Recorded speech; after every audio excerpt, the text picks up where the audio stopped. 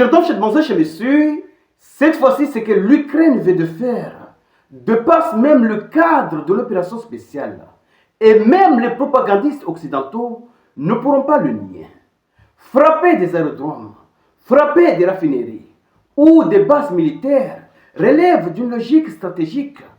Mais frapper des lieux de rassemblement, des lieux de célébration du Nouvel An, c'est franchir une ligne rouge. À Kherson, la population a vécu l'un des épisodes les plus éprouvants de ce dernier mois. Oui, plusieurs dizaines de repos éternels et des blessés. Et tous sont des civils frappés soit dans un café ou dans un hôtel. Chez monsieur, l'heure est grave. La situation est extrêmement critique selon le gouverneur de la région.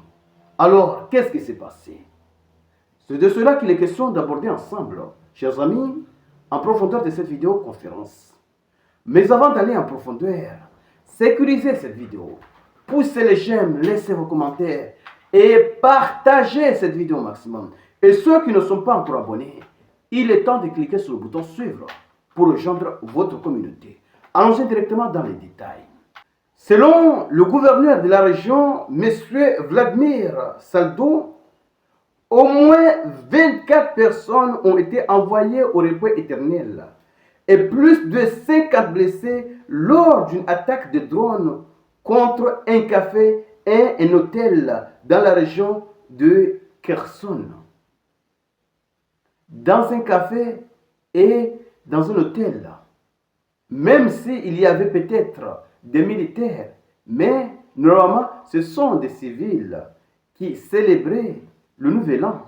Chez monsieur, la situation n'est pas du tout bonne. Selon les sources, l'année dernière, l'Ukraine a mené une attaque délibérée par drone contre un lieu où des civils célébraient le Nouvel An. 3 drones ont attaqué un café et un hôtel dans la localité de Kerly, sur la côte de la mer Noire.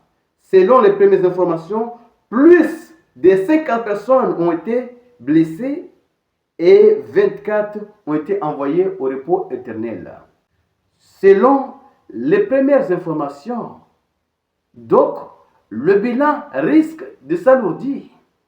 Chez monsieur, viser un hôtel, un café, non, c'est grave.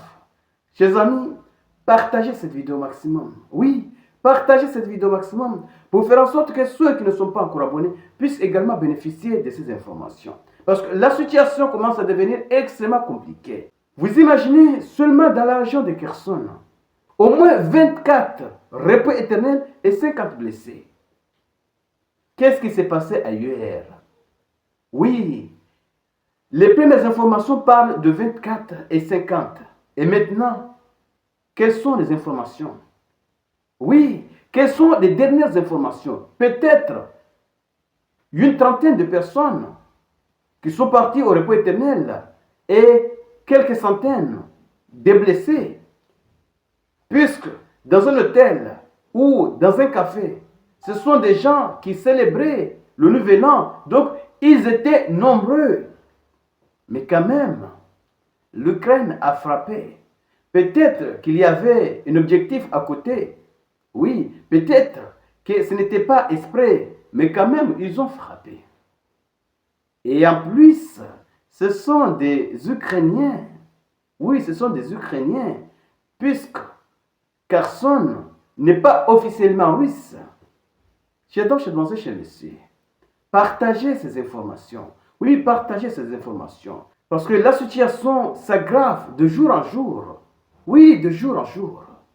Que ce soit du côté russe ou du côté ukrainien. Chacun essaye de faire le plus de mal à l'autre. Même si le rapport de force est différent, mais quand même ce qui se passe de deux côtés n'est pas négligeable. Partagez la vidéo et restez connectés pour la suite des événements. Merci.